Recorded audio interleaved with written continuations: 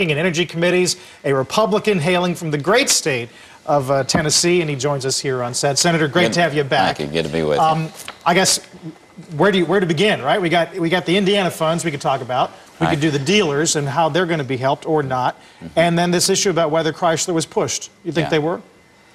Oh, I don't think there's any question. I think this the Chrysler deal was more of a kicking the can down the road. Let's sort of get this away from us. Let's get it in a shape where it might work. You know, Fiat's putting absolutely nothing in the deal. So, you know, some of the best sales you make in life are those you kind of give away, right? And this was one of those. And I don't think the administration feels nearly good about its success as they do possibly with GM. So. But as far as a white knight goes, if we can call Fiat a white knight, are they healthy enough to be one? Well, I don't know. You know, there's a lot of, at least there are some synergies between the two. That certainly exists. But I think it's one of those situations where, you know, next time around, if there are problems, it will be a foreign company, right? It will not be a U.S. company, and maybe people won't have to worry about it quite as much. But there was no question this was one of those deals where, you know, hopefully it'll work. Let's put something together and move it down the road, and that's occurred. A lot of people really felt like the best opportunity was between Chrysler and GM. But with so many issues on the table at GM and all the other things they had to deal with, they're trying to eliminate brands, not add them. Right. Certainly that was not going to go anywhere during this crisis. How about, you talked to Steve Ratner recently. Was that about your dealer amendment? It was, and again, I hope we don't have to go forward with it. I mean, the companies have said that they're going to make the dealers whole.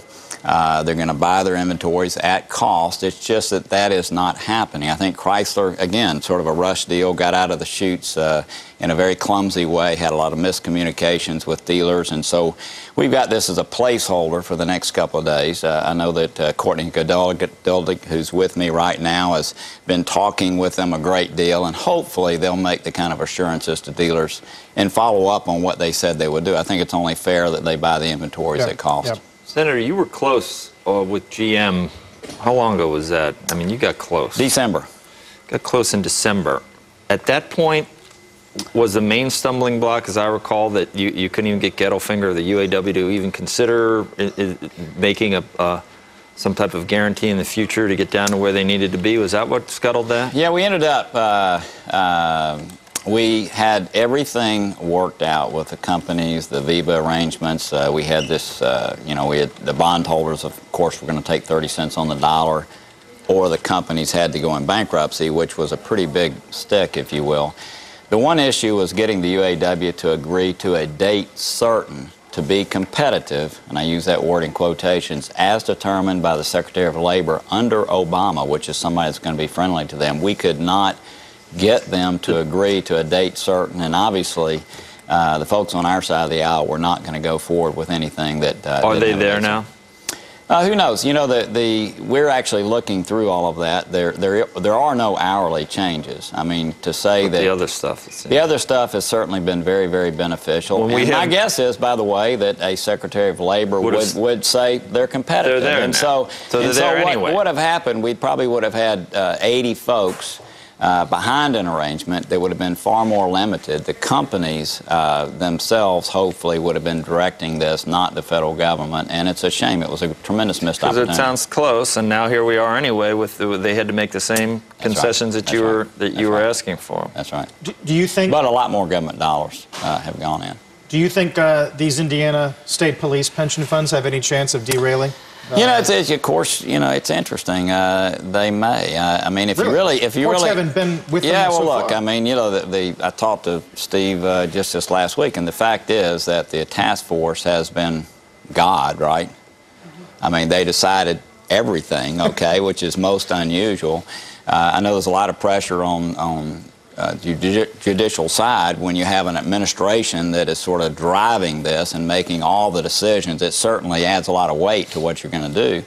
But they may. I mean, the fact is that, you know, a lot of junior creditors, you know, have been, you know, above the senior creditors in this. That's most unusual. This is a highly controversial route of bankruptcy anyway, this 363. So, right. So who knows? Do we know anything about how Justice Ginsburg might take this information, I or how have no she idea. might process it? I mean, you guys who have a direct line to those above. Well, we have better- her home phone, but not Cell phone, home phone, but email. If she issues a stay, right? Yeah. I mean, I'm sorry. If she issues a stay in the sale, could Chrysler eventually liquidate? What are the chances of? Well, I don't know. I mean, the fact is that Fiat can walk away mid-month. Will they walk away from a deal where basically they're being given a company?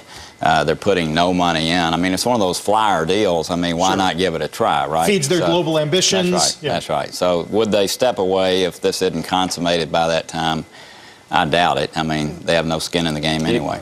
You want to go? Well, go ahead. You want to talk about cars? Because I want to talk about government motors. I want to talk about GM at this point because we had Fritz on last week, Henderson, and I said, if the government told you to do something that you were sure was wrong, would you resign?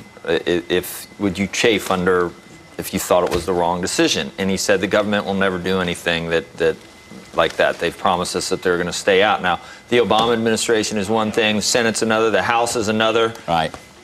Do you think that the government's going to be able to not politicize what GM is doing? Look, there's, I'm a newcomer to Washington. I've been there 2 years and 4 months, as I was telling you earlier. You're not ruined yet? I hope not. But the fact is, nothing happens in Washington without political elements being involved. And just like Barney Frank calling the other day and having a facility stay open, I called Steve Ratner last week and said that was highly offensive. I mean, let's face it, y'all were going to keep politics out of this. There's That's obviously not the case. 450 guys that might call, and that's not including yours or whatever. How many are in that? Yeah. You got to get elected every 2 years. Well, and at the you can include senators and senators. And at the end of the day, now that it is owned by the government, should the task force be, the only persons in this that are making decisions? I don't know, but it's going to be very difficult. There will be lots of pressure. There's no question. There'll be lots of pressure about the types of cars and those kind of things. We're already, this week we're going to be debating on the floor cash for clunkers, okay? Yeah. So we're going to have policies that it's not just the money that's going into these companies, it's all the add-ons that are going to come on that will cost the American taxpayers lots of money, and the whole end is to keep these companies vibrant. So. But was there another solution than the government getting involved? I mean, would you have let these 2 car companies go under? I feel like that what we talked about in December was like it was a debtor in possession type financing. It either allowed them to go ahead or prepare for an orderly bankruptcy, right? Mm-hmm. I still think that even though bankruptcy would have been more clumsy, no doubt, it wouldn't have worked quite as smoothly as a central government, if you will, directing everything. At the end of the day, I think we're going to regret stepping across this threshold, which we have stepped across. I mean, these are companies, no doubt, that are important. There are other companies in this country that employ more people. And, I think it was a bad mistake. I think that companies either should have made it through this debtor in possession type of thing we talked about in December, or gone through bankruptcy themselves. Banks are paying back the TARP money now. Today, we may be hearing a bigger list about this. Should the banks have been helped? I still think, yes. At the end of the day, this entity, CNBC, doesn't operate without a financial system. All those mom and pop entities across our country do not operate without that. And you have to have a functioning financial system for everything to work together. I think we've got to keep a focus on that. No doubt there's a lot of resentment, rightfully so, looking at many of the pay packages and those kinds of things. But at the end of the day, we cannot function as a country without it. So what would need to happen, Senator, with the SIVs? How come we can still do that? Well, I think that you will see regulatory reform taking place. I actually am semi-glad, and I'm actually glad that we're waiting until after this crisis to put that in place. We tend to overreact in a political sphere. In a crisis, we overregulate. So I think there will still be the political will, as Eric is referring to actually do this, but I think we'll do it right if we don't do it in the middle of this crisis. That's a very good point. It's good to give someone the power in the long term to do it without the political spotlight and glare on them. That's right. So they don't have to do it under duress. Yes. Yeah. Yeah. You're a fan of the senator, too, Eric. I am a fan of the senator. Senator, I thought, was stringent, and he treated me like a gentleman when I testified in September. And I thought he was the first elected official, first person I saw who understood that actually we could have loaned, the country could have loaned its AAA to AIG's financial products division. Instead of pouring in money, one idea, which I don't know if the rules were there, but I wish they had been, was this concept that we could have just wrapped those CDOs, because actually a lot of them haven't defaulted. We really still haven't paid out a lot. It's been the loans and the extensions of credit, but not necessarily payouts. Got to run. Thank you.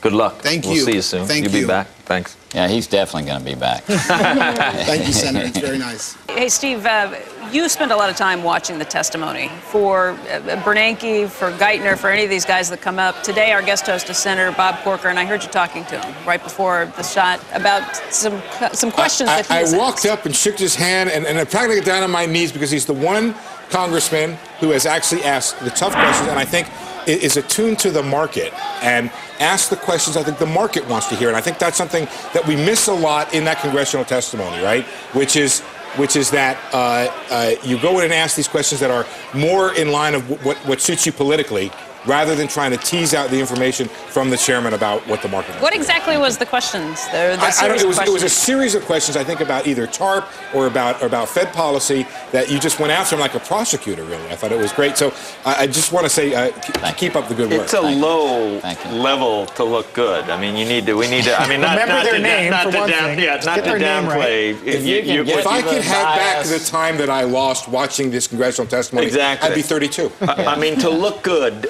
you do. Well, but if you can get there, not spill coffee on yourself, exactly. and not get caught doing something, it's okay. Have someone whisper Tell every us word. what you want to know from the chairman now when it comes to, we had that interesting piece in the New York Times over the weekend about transparency at the Fed. What if you had a chance to question the chairman right now? There's also a movement, by the way, to talk about reforms at the Fed and the regional bank presidents. What you're thinking on that? You know, he was in the other day at lunch, and I happen to be a fan of his. Okay, I think he's done a reasonable job during those times. But I think, how we're going to extract ourselves, if you will, from the tremendous, we have a huge balance sheet now, and do we have the mechanisms, as y'all are talking about? I mean, I don't think we really are prepared to be where we are as it relates to commodity price increases right now.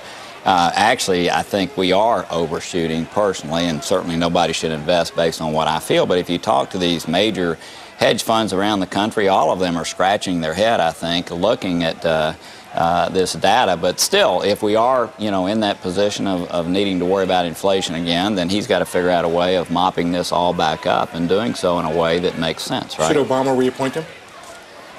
Look, who am I to say what the administration ought to do? I think he's performed well. I think he's an honest broker. I really do.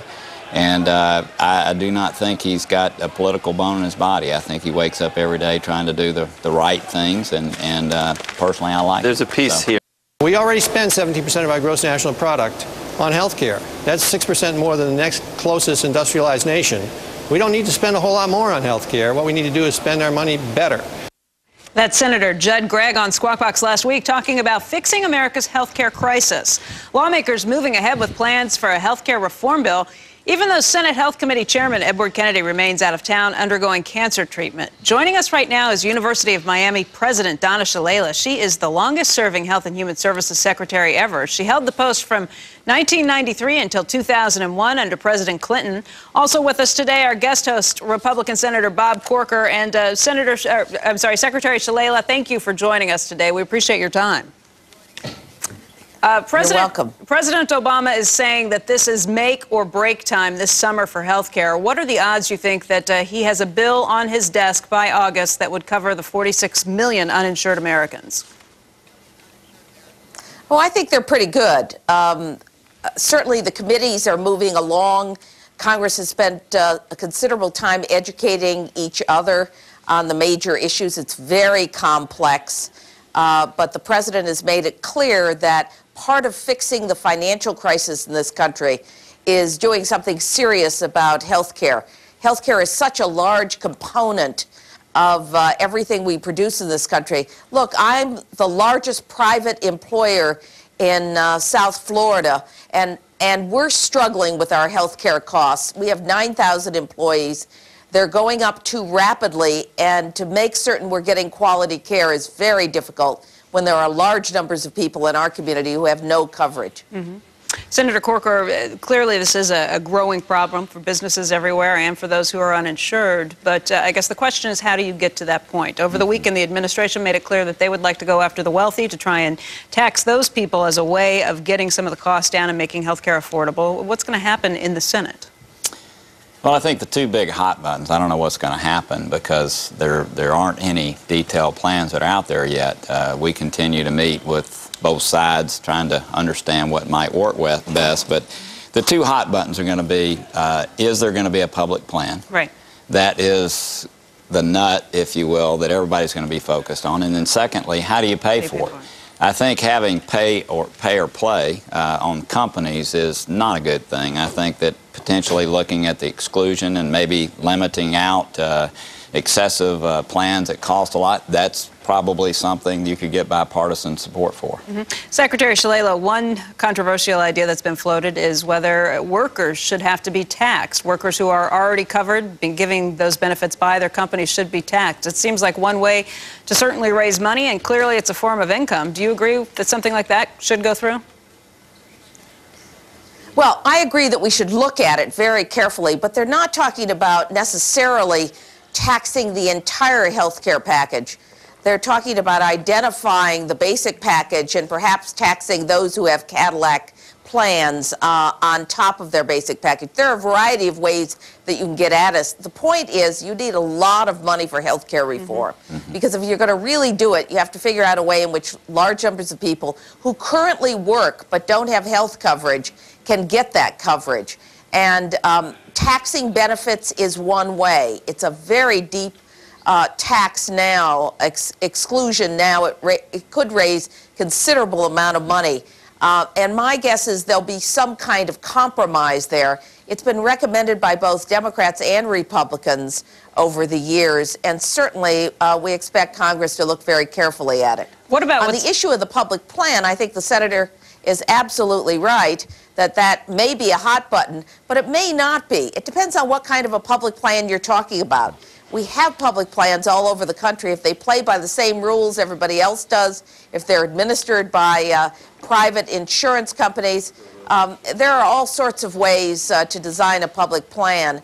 And I think there's going to be great participation by both parties. That's what the president is hoping. And I think the country would really like this to be a bipartisan plan if it's at all possible. We all have to buy in. We've bought into the principle that we want health care, but we want it affordable, and we don't want it to destroy our industries in this country and their ability to compete. One of the biggest plans that people point to is Massachusetts. And Massachusetts has been seen as a success for some time, but it's also a plan that is on the verge of running into very big fiscal problems. There's not enough money there. How do you look at that and say, okay, we could do this on a national level and we could do it better than they've done it to this point? Secretary. Yeah, I have not been one of the people that think that you necessarily have to look at Massachusetts. It had a relatively small number of people that were uninsured compared to other states.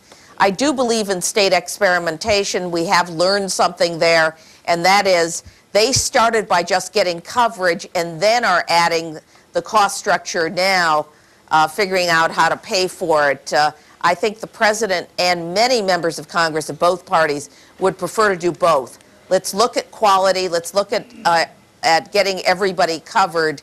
And at the same time, we have to figure out what the cost structure is. Senator Corker, is there a way to get everyone covered in this country and not see our quality of health care in decline? I think actually the secretary, I think, said something that's very, very important. And she says, you know, there's all kinds of public plans. I could not agree more. And if you look at something like Medicare Part D, where in essence you've got private companies competing, I think there are ways to create competition and do it the right way. I think what is a problem on the other side of the aisle is that many people see a public plan as one being administered directly by government because of distrust of the private sector. I mean, that's been clearly stated by the president. And I think if you move into that kind of public plan, I think there's going to be tremendous disagreement. But I think what she has said is very important.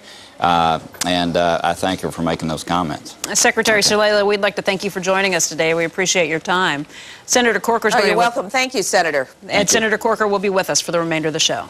Time for the Squawk roll call with our guest host, Senator Bob Corker, member of the Banking Committee, Energy Committee. Health care is just so compelling to talk about, Senator. I want to talk about it again. Number one, Governor Dean was on last week, and I love what he said, because I don't know. I heard irony in it, but he didn't. But I said, we said, will this really go? I asked him. You asked him, is it going to happen either way? And he goes, oh yeah, we'll go to reconciliation if we have to.